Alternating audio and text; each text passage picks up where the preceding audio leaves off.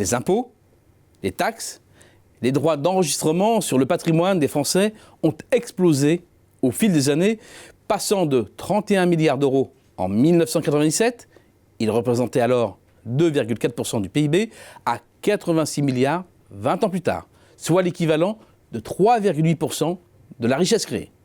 Le bond est spectaculaire, plus 177%. Rapporté aux revenus des ménages, la pression fiscale passe de son côté de 3,1 à 4,8% sur la même période. Que ce soit en valeur absolue ou relative, le thermomètre montre une même poussée de fièvre. La tendance de fond est donnée, mais il faut aller plus loin dans le détail, car l'augmentation de la charge n'a été ni régulière ni homogène entre les trois strates des impôts pesant sur le capital financier et non financier, c'est-à-dire entre la taxation du stock de patrimoine, celle de sa transmission ou du changement de propriétaire, et enfin celle des revenus du patrimoine. Ces revenus sont certes partiellement intégrés dans l'assiette de l'IRPP, mais sont par convention rattachés à l'imposition sur le patrimoine par le Conseil des prélèvements obligatoires. Si la pression générale monte, deux tendances fortes se dégagent. 1. Il y a une bascule de la fiscalité sur le patrimoine immobilier, et 2. Ce sont les stocks, plus que les flux et les revenus, qui sont dans le collimateur de Bercy. Ces évolutions sont bien entendu à replacer dans un temps long. Mais le point de départ de l'histoire peut être arbitrairement fixé à 1982, date de la mise en place de l'impôt sur les grandes fortunes par François Mitterrand. Supprimé en 1986 par Jacques Chirac, l'IGF est rétabli en 1988 sous le nom d'ISF, impôt de solidarité sur la fortune. Cet impôt évoluera finalement peu jusqu'en 2018, année de rupture où Emmanuel Macron le transforme en IFI, un impôt recentré sur la seule partie immobilière de la fortune, en excluant donc de son champ le patrimoine financier. Parce que c'est un impôt sur le stock, parce que c'est un impôt qui a totalement basculé sur l'immobilier, la séquence IGF, ISF, IFI est emblématique des deux tendances qui traversent la fiscalité sur le patrimoine des ménages. L'évolution de la taxe sur le foncier bâti en donne une autre illustration. Passé de 8 à 19 milliards d'euros, la hausse est rapide.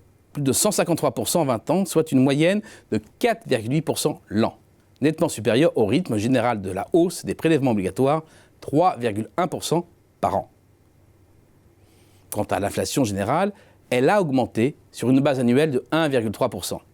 Ce n'est pas tant une histoire d'assiette, même si la progression du parc de logement, comme celui de la revalorisation des bases, est à prendre en compte, mais plus fondamentalement de taux, passé en moyenne nationale de 28,94% à 37,03% de la base imposable entre 2004 et 2017. C'est plus de 8 points de plus. Une fois encore, c'est un stock qui est concerné. Et une fois de plus, l'immobilier est dans la ligne de mire. Mais il n'y a pas que les stocks qui sont taxés. Les transactions le sont aussi en partie, et une fois de plus, l'immobilier est au premier rang. Le montant total des droits de mutation à titre onéreux a doublé en 20 ans, passant de 4 à 8 milliards d'euros. Une forte progression qui a globalement accompagné le montant échangé jusqu'en 2015, date à laquelle la part départementale du taux d'imposition a été relevée. Au total, le taux moyen d'imposition d'une transaction dans l'ancien est passé de 4% en 2000 à 5,5% environ aujourd'hui. Si l'administration a eu la main lourde sur l'immobilier, elle s'est en revanche évertuée à ne pas alourdir la barque fiscale sur le capital mobilier, notamment dans le cadre de la transmission d'entreprises, avec comme objectif de conserver l'outil de production. Emblématique de cette tendance, le pacte Dutreil, mis en place en 2003, qui permet, sous certaines conditions, de fortement réduire les droits de succession et de donation lors de la transmission d'une entreprise familiale. La mise en place de la flat tax, parce qu'elle limite l'imposition du revenu du capital pour les plus hauts revenus, parce qu'elle s'applique à la majorité des produits financiers et qu'en sont exclus les revenus fonciers soumis au barème de l'impôt sur le revenu, s'inscrit elle aussi dans ce mouvement long défavorable au stock et à l'immobilier. La mise en place de l'IFI, l'instauration du prélèvement forfaitaire unique par Emmanuel Macron ne sont en aucun cas des ruptures, mais la suite logique d'un mouvement engagé depuis plus de 20 ans, qui tend à concentrer la fiscalité du capital sur sa composante la moins mobile.